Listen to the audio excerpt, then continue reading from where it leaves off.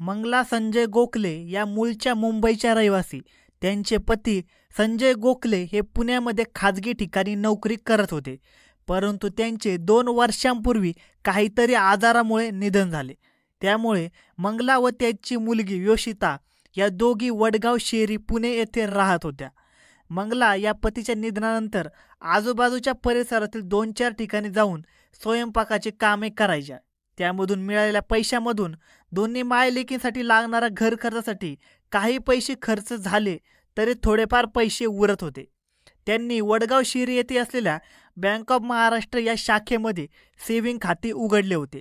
त्यामध्ये त्या उरलेल्या पैशांची बचत करत होत्या. हे पैसे बचत होतील तेवढेच आपल्या मुलीच्या भविष्याला कामाला येतील. मंगला व योशिता या दोघी मायलेकी तसं पाहिलं तर सुखासमाधाने जीवन जगत होत्या. मंगला या दर महिन्याला बँकेमध्ये पैसे टाकण्यासाठी योशिताला पाठवत असायच्या. मंगल यांची बहीण संगीता व त्यांची मुले हे अधूनमधून पुण्यामध्ये मंगल यांच्याकडे राहण्यासाठी येत असायचे. दरम्यान मंगलच्या बहिणीचा मुलगा प्रणय मित्रमंडळीच्या संगतीने खाण्यापिण्याच्या व्यसनामुळे वाया जाऊ लागला होता. त्यामुळे त्याची आई संगीता त्याला एकदा खूप रागवल्या होत्या. तेव्हा तो रागाने घरातून बाहेर पडला. तो थेट दिनांक 27 मार्च 2024 रोजी रागाने रुसून पुण्यात आला. तो मावशी मंगल याच्याकडे राहत होता. मंगलाबाई या सकाळी घरचे कामकाज उरकून स्वयंपाकाच्या कामासाठी बाहेर जात असायच्या. मग योशिता व प्रणय दोघेच घरी असायचे. योशिताचा मित्र यश शितोळे अधूनमधून दिवसातून 1 ते 2 वेळा तरी घरी येत जात असायचा. दिवसामागून दिवस जात होते. मंगलाबाई या योशिताला बँकेमध्ये पैसे भरण्यासाठी पाठवत असायच्या. कधीकधी तिच्याबरोबर यश शितोळे हा बँकेमध्ये पैसे भरण्यासाठी जात असायचा. एके दिवशी यश हा योशिताला म्हणाला की तुझ्या आईच्या अकाउंटला पैसे तूच भरते, थोडेफार पैसे काढ, आपण फिरायला जाऊ. त्याच्या बोलण्याला योशिताने होकार दिला. तिने त्याच्या बँक खात्यावर ऑनलाईन पैसे पाठवले. पैसे काढून ते दोघेजण जिल्ह्यामधील नारायणपूर, लोणावळा, सारसबाग, शेळगड, मुळशी डॅमवर फिरायला जाऊन मौज मजा करू लागले. त्या दोघांनी वर्षभरामध्ये मंगलाबाईच्या अकाउंटवरील 1.5 ते 2 लाख रुपये काढून मोठ्या प्रमाणात मौज मजा केली होती. योशिताचा मुंबईचा मावस भाऊ प्रणय पुण्यात आला होता. तेव्हा त्याची यश सोबत ओळख झाली. यश त्याला खाण्यापिण्याच्या पार्टीत देऊ लागला. त्यामुळे यश व प्रणय यांची चांगलीच मैत्री जुळली होती. दोघेही एकमेकांचे चांगले मित्र झाले होते, कारण दोघेही मौज मजेत वेळ घालवणारेच होते. दिनांक 31 मार्च 2024च्या संध्याकाळी मंगलाबाई मुलगी योशिताला म्हणाली की उद्या सकाळी आपण बँकेत जाऊन पैसे काढून घेऊन येऊ. मंगलाबाई असे म्हणताच योशिताच्या पायाखालची जमीनच सरकली. तिला काय करावे आणि काय नाही असे झाले होते. अकाउंटमधील पैसे तिने आणि यशने मौज मजा करण्यासाठी संपवले होते. उद्या आपण आईबरोबर बँकेमध्ये गेलो तर तिथे पैसे नाही हे समजले तर आई आपल्यावर रागवेल. मग आता काय करायचे? योशिताला त्या रात्री काही केल्यास झोप येत नव्हती.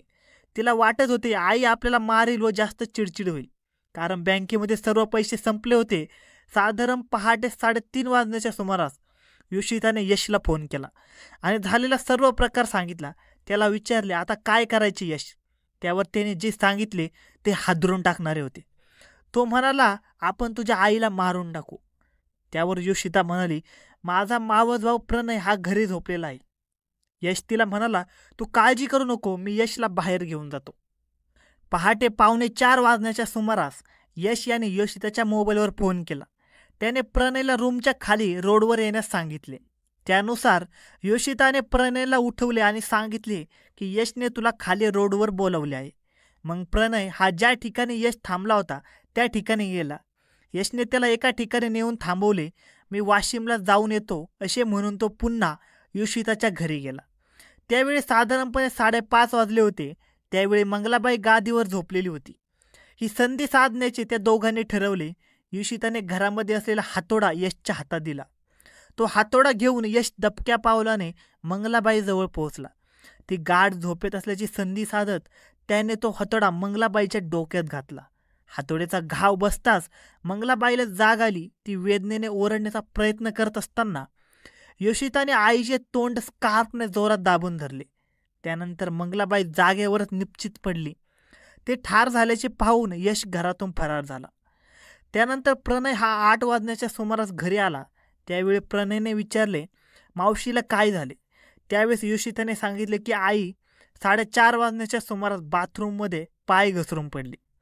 त्यानंतर साधारणपणे 9 वाजण्याच्या सुमारास यशने ॲम्ब्युलन्सला फोन करून बोलावून घेतले. त्यानंतर योशिताने रूम मालक उषा माने यांच्या घरी जाऊन आई चक्कर येऊन बाथरूममध्ये पडली असल्याचे सांगितले. ससून हॉस्पिटलमध्ये नेल्यानंतर डॉक्टरांना योशिताने सांगितले की माझी आई बाथरूममध्ये पाय घसरून पडली आहे. तिच्या डोळ्याला नळ लागला आहे. ससूनमध्ये मंगलाबाईच्या पॉडीचे पोस्टमॉर्टम झाले. त्यावेळी तिच्या डोक्यामध्ये लागलेली जखम ही मोठ्या प्रमाणात खोल होती. त्यामुळे निश्चितच काहीतरी संशयास्पद वाटल्याने ससून प्रशासनाने चंदननगर पोलिसांना बोलावले.